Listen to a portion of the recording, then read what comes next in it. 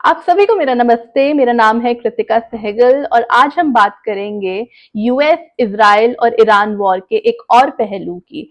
एक ऐसे पहलू की कि कैसे जो ये कंट्रीज हैं बिना मिलिट्री पावर यूज किए, बिना अपनी ताकत को इस्तेमाल किए इस वॉर को लड़ रही हैं।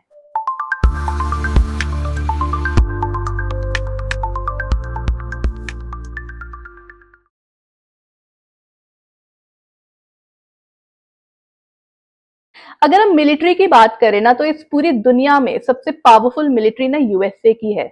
मगर आज के जमाने में ना वॉर सिर्फ फिजिकल पावर या मिलिट्री से नहीं लड़ी जाती है, बल्कि साइकोलॉजिकली भी लड़ी जाती है।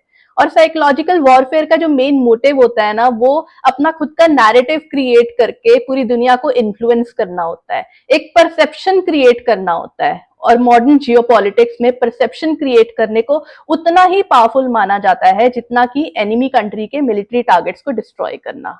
अब यूएस ईरान वॉर में ये जो परसेप्शन है ये कैसे क्रिएट की जा रही है? ये क्रिएट की जा रही है मीडिया के थ्रू और सोशल मीडिया के थ्रू। सबसे पहले तो कॉन्फ्लिक्टिंग मैसेजेस डिलीवर करके, जैसे मार्च 10 के आसपास डोनाल्ड ट्रंप ने अपने एक इंटरव्यू में ये स्टेटमेंट दी कि the war is pretty much complete, और कुछ ही घंटों में उन्होंने अपनी स्टेटमेंट को चेंज कर दिया और कहा कि the US had not one enough yet and that the war would continue until Iran was totally and decisively defeated. आप देख रहे हैं, सबसे पहले अपनी एक स्टेटमेंट दी और कुछ ही घंटों में उसी स्टेटमेंट को चेंज कर दिया। कॉन्फ्लिक्टिंग मैसेजेस क्रिएट किए गए। जो कॉन्ट्रडिक्शन है ना, ये रैंडम नहीं है, ये स्ट्रेटेजिक है। ये हमारे माइंड में ना सामने वाले की इंटेंशन को लेके एक अनसर्टेनिटी क्रिएट करती है। अब ईरान ने क्या किया? ईरान ने स्ट्रेट ऑफ हॉर्मोज को ब्लॉक कर दिया। ये भी एक साइकोलॉजिकल टेक्टिक है। अब इससे आप सब देख रहे हैं कि क्या हो रहा है। दुनिया में एलपीजी और ऑयल का क्राइसिस हो गया है जो पूरी दुनिया को झेलना पड़ रहा है, राइट? यहां तक कि स्ट्रेट ऑफ हॉर्मोज पे डोनाल्ड ट्रंप ने अपने एक पोस्ट में ये तक कहा कि the United States would respond 20 times harder than the previous strikes if Iran took any action to halt oil flows through the straight.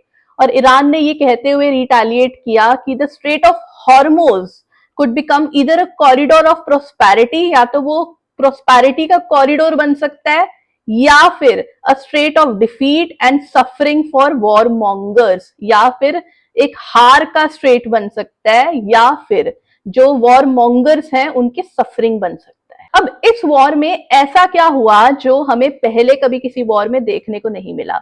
वो है सोशल मीडिया ने जिस तरह से अपना रोल प्ले किया। सोशल मीडिया नैरेटिव जिस तरह से क्रिएट किया गया, जिसे इंफॉर्मेशन वॉर भी कहा जाता है। क्लिम्सन यूनिवर्सिटी के एक रिसर्च में पाया गया कि अमेरिका और इजराइल ने जब ईरान पर अटैक किया तो उसके 24 घंटे के अंदर अंदर इस्लामिक रेवोल्यूशनरी गार्ड कॉर्प्स से एफिलिएटेड बहुत सारे सोशल मीडिया अकाउंट्स ने ईरान की तरफ से वॉर से रिलेटेड पोस्ट शेयर किए थे। इसमें से बहुत सारी लीगो मूवीज और टेलीटबीज एआई जनरेटेड वीडियोस थी, और इसमें से एक वीडियो में तो ईरान ने खुद को लॉर्ड ऑफ स्ट्रेट तक डिक्लेयर कर दिया था। डैरिन लिनविल इस स्टडी के ऑथर और क्लिम्सन मीडिया फॉरेंसिक हब्स के को डायरेक्टर का ये कहना था कि the propaganda includes memes and cartoons that aren't meant to be perceived as real but are very good at spreading political messaging। कुछ एआई जनरेटेड फुटेज ने USS Abraham Lincoln aircraft carrier पर strike करते हुए दिखाया गया, Tel Aviv की building को bomb करते हुए दिखाया गया, यहां तक कि इजरायली सोल्जर्स को डर के मारे रोते हुए भी दिखाया गया। अब इसमें इंपॉर्टेंट बात यह भी है कि किस तरह से एआई ने इस वॉर में अपना रोल प्ले किया है। इनफैक्ट ट्रंप ने तो ईरान के ऊपर एआई को एज अ डिसइंफॉर्मेशन वेपन इस्तेमाल करने का आरोप भी लगा दिया था। तो इससे हम ये कह सकते हैं कि आज के टाइम में ना वॉर्स बदल चुकी हैं, वॉर्स लड़ने के तरीके बदल चुके हैं।